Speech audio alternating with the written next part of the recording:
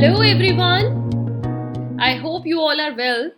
Let's start today's session of this Negotiable Instruments Act 1881, and we have a very new topic to discuss today, that is crossing of checks. Cheques को कैसे cross किया जाता है, crossed checks किसे कहते हैं, why crossing is necessary and for what purpose it is to be done. So today's session is completely based on this topic. You have to listen it carefully. If you get any doubt, any queries, आप comment कर सकते हैं, आप हमें next mail कर सकते हैं. But I'll try कि आपको कोई भी doubt रहेगा ही नहीं session के बाद, और आप इस topic के बारे में completely information gain कर लोगे कि crossing of checks क्या होता है. And the students who have not watched my that session जिसमें मैंने cross checks के बारे में discuss किया था in द टॉपिक जिसका टाइटल था टाइप्स ऑफ चेक्स, तो आप ऊपर आई बटन के लिंक में जा सकते हैं and watch out this session types of cheques, जिसमें मैंने क्रॉस चेक्स के बारे में थोड़ा इन्फॉर्मेशन आपको ऑलरेडी दी थी. आइए आज स्टार्ट करते हैं ये टॉपिक और इसमें क्या बताया गया है.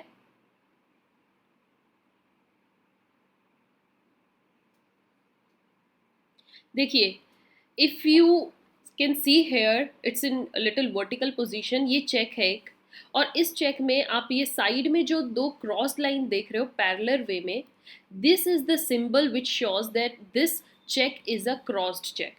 These two lines dear students, जो ये दो लाइन दी गई हैं, ये दो लाइन हमें शो करती हैं कि अगर ये चेक पे दो लाइन नहीं होगी then that cheque is not crossed. लेकिन अगर आपको दो पैरेलल लाइन दिख रही हैं ऐसे, if you see these two black lines as you can see here, तो ये दो ब्लैक लाइन ट्रांसवर्स पोजीशन में पैरेलल है, तो ये हमें क्या शो करती है कि ये जो चेक है ये क्रॉस्ड है.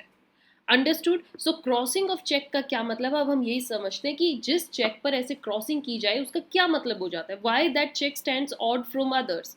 So what it says that when a check bears a cross on its face, जैसे ये एक चेक है और उसके फेस पे ऐसे क्रॉस के निशान दिए गए हैं, टू पैरेलल ट्रांसवर्स लाइंस होती हैं ये, then cheque is said to be crossed.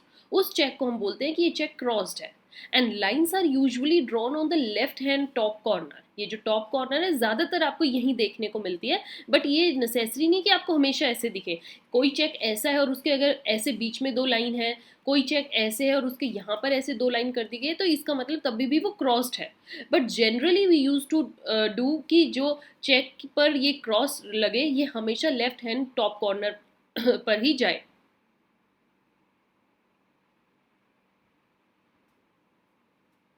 So that's Y यहाँ पर ये लिखा गया है, but they may be drawn anywhere. तो आपको इसका मतलब पता होना चाहिए. अगर इंटरव्यू में आपसे पूछा जाता है तो it's not compulsory that it should always be on the left hand top corner, it can be anywhere. Now further, what is the purpose of this crossing, why we do so and why is it necessary. So purpose of crossing tells us that crossing affects the mode of payment of check.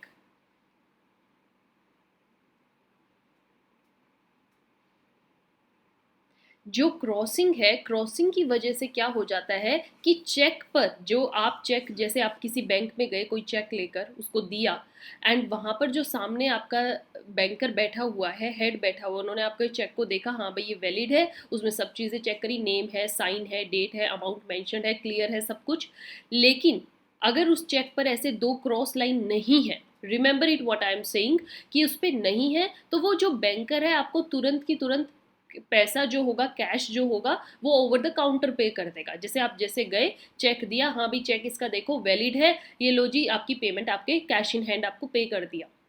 Time to time साथ के साथ आपको payment मिल जाएगी. ये होता है अनक्रॉस check का मतलब.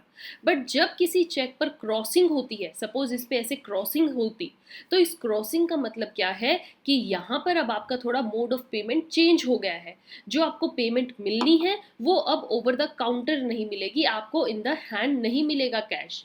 The cheque is no more payable to the payee or holder at the counter of the bank.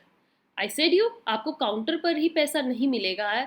जबकि इसमें क्या होता है, the payment of cross cheque जो होती है, अब आपको होगी कि मैम कैसे मिलेगा फिर पैसा, this can be obtained only through a banker. Means जैसे ये सामने बैंक वाला बैठा है, ये कहेगा कि हम आपको पैसा नहीं देंगे, आप दूसरे बैंक में जाइए और जिस बैंक में आपका खुद का अकाउंट है, आपका खाता है, उस बैंक की पहले हमें इंफॉर्मेशन ला के दीजिए. वो बैंक जब आके आप हमसे पैसा मांगेगा तब हम उस बैंक को पेमेंट करेंगे, आपको नहीं करेंगे. तो वो बंदा ठीक है ना। तो उस पर्सन का इसका मतलब क्या है, that person's account should be in some other bank, उस पर्सन का अकाउंट दूसरे बैंक में होना नेसेसरी है, तभी वो बैंक जो होगा उसके बिहाफ पर पैसे मांगेगा। वो पर्सन इंडिविजुअली या पर्सनली पैसा नहीं ले सकता है, he has to bring his banker to that bank, other banker. So that's why the payment of the cross cheque का मतलब ये है, it could be obtained only through the other banker. तो ये पर्पस बहुत ही इंटेलिजेंटली किया गया था और इसका पीछे बहुत मेजर कारण था। ये क्या था ये हम आगे पढ़ने वाले हैं, अभी के लिए आप सिर्फ ये समझिए कि इसका पर्पस ऑफ क्रॉसिंग का मतलब क्या है।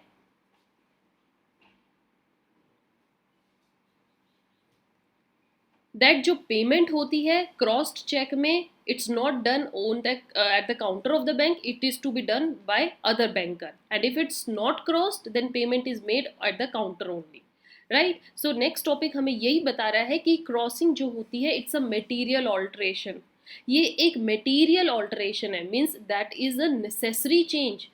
ओके ये बहुत ज़रूरी है और ये करना इज़ वेरी कंपल्सरली, अगर नहीं होगा तो आपका कैश ये समझिए कि एट द काउंटर मिल जाएगा, चाहे वो कोई फ्रॉड हो, किसी फ्रॉड ने आपके पास से चेक उठा लिया है, चोरी कर लिया है, वो जाएगा। अगर वो क्रॉस्ड नहीं है इसका मतलब कि वो तुरंत की तुरंत आपके खाते से पैसे निकलवा सकता है, बट अगर क्रॉस्ड होगा तो वो वहाँ पे पैसा उसको वैसे भी नहीं मिलेगा, उसको दूसरे बैंक के पास जाना पड़ेगा पैसा निकलवाने। So crossing is very material alteration. How it is, let's see explanation hair.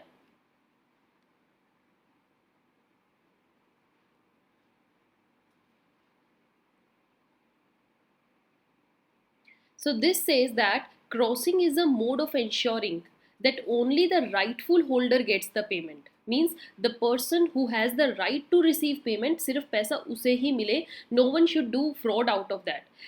Even if some wrongful person secures payment, अगर किसी गलत लोग के हाथ में, किसी पर्सन के हाथ में पेमेंट लग गई है, it can be traced हो सकती है। कैसे हो सकती है, अब देखिए सपोज कीजिए ए है, ए ने चेक दिया बी को, बी ने सिंपल वो चेक क्या करना है, काउंट सपोज कीजिए वो क्रॉस्ड चेक था, बी जाएगा बैंक में, ए का सपोज बैंक था एसबीआई, बी जाएगा एसबीआई के पास, देखिए सर आपके क्लाइंट ए ने मेरे को चेक दिया है और मेरी पेमेंट कीजिए। एसबीआई देखेगा ये तो क्रॉस्ड है, बी को कहेगा भैया आपने किसी बैंक का प्रूफ लेकर आओ, बी का सपोज करो खाता है पीएनबी में, वो जाएगा पीएनबी बैंक में, कहेगा कि मेरा ऐसे ऐसे ये चेक है, क्रॉस्ड चेक है, एसबीआई से पैसा निकलवाना है, आप ले। तो पीएनबी क्या करेगा, उस चेक को देखेगा और थ्रू दैट पीएनबी से पेमेंट, पीएनबी जाएगा एसबीआई के पास, एसबीआई का जो पेमेंट आएगा वो पीएनबी बैंक के अकाउंट में आएगा जहां पर बी का अकाउंट है, ठीक है ना। पीएनबी में जहां बी का अकाउंट है, एसबीआई का डायरेक्ट पैसा वहां बी के अकाउंट में आएगा, यहां पर उसको नहीं मिलेगा। इतना समझ में आया स्टूडेंट्स। सपोज कीजिए अब क्या होता है,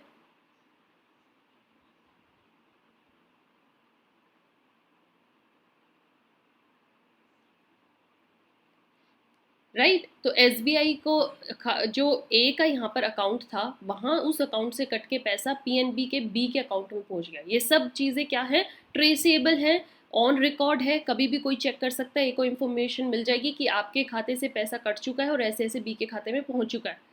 अब सपोज कीजिए बी के पास से वो चेक, एक केस ये ले लीजिए कि ए ने चेक दिया बी को और बी के पास से वो चेक सी ने चुरा लिया, हालांकि वो क्रॉस्ड ही है।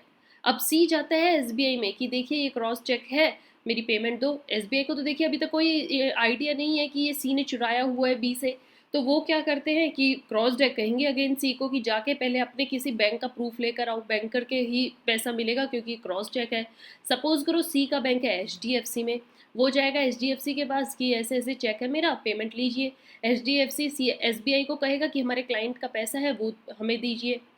एसबीआई ए के अकाउंट से पैसा कट करके किसके अकाउंट में भेज रहा है, अब सी के अकाउंट में। अभी तक बिल्कुल चीज़ें सॉर्ट आउट चल रही है क्योंकि अभी तक किसी को आइडिया नहीं है कि ये चेक चोरी किया हुआ है, अंडरस्टूड। तो एसबीआई के ए के अकाउंट से पैसा एचडीएफसी के सी के अकाउंट में चला गया, ए को इन्फॉर्मेशन मिल जाएगी कि मेरे अकाउंट से पैसा कट के सी के अकाउंट में जा चुका है, a have no idea about that. वहीं बी को लगेगा मेरा चेक तो गुम हो गया है, वो जाएगा ए के पास, सर जो आपने दिया था वो गुम हो गया। All will be traceable, how, because it's on record, check कर दिया जाएगा, सी के वहाँ से पता लग जाएगा कि उसने फ्रॉड करके पैसा निकलवाया है, एंड दैट्स ऑल। ये क्या हो जाएगा, सारा इंस्पेक्ट हो जाएगा, so because he has to operate through a banker, ये सब ट्रेस्ड हो जाता है. He has to firstly open an account. पहले तो आपको क्रॉस चेक के लिए एक अकाउंट चाहिए, नहीं है तो ओपन करवाओ विद सम बैंकर के पास, and then you pay the cheque into his account, और तब आपका उस अकाउंट में पैसा आएगा to receive its payment on behalf and credit into his account. तभी उनके अकाउंट में वो पैसा क्रेडिट होगा. तो इन सब के लिए आपने देखा कितना ज़रूरी है एक बैंक में खाता होना, एक बैंक में अकाउंट होना. So this makes it easy to trace the recipient money if it is subsequently turned out that he was not entitled to cheque. अगर सी ये पता लग जाता है कि सी को तो चेक के पैसे मिलने ही नहीं थे, सी ने तो चोरी करके निकलवाया, मैंने तो बी को चेक दिया था, ये सब चेकिंग में आ जाएगा, सब वो हो जाएगा trace. And crossing does not however affect the transferability and negotiability of the cheque. अगर क्रॉस चेक किसी को ट्रांसफ़र कर दिया गया है, बी ने अगर सी को दिया है, एक्चुअली में दिया है, तब तो कोई प्रॉब्लम ही नहीं होगी. तो ये ट्रांसफरेबिलिटी पे कोई इफेक्ट नहीं डालता है, बट हाँ फ्रॉड हुआ है तब ये ज़रूर जो है सारी चीज़ें ऑन रिकॉर्ड आ जाती हैं. So I hope, dear student, you understood this, what exactly crossing of check is, why it is necessary, and ये कितना useful है if there is any fraud or forgery. So I hope this session gave you a lot of information. We will meet in next session. I'll come with another new topic related to this only. Keep watching, keep sharing. If you have any doubt, you can mail us. If you have any queries related to any session, you need any notes, आपको किसी last previous year के notes चाहिए, कोई bank this exam से related, judiciary exam से related कोई note चाहिए, you can WhatsApp us, you can call us. Till then have a nice day. Thank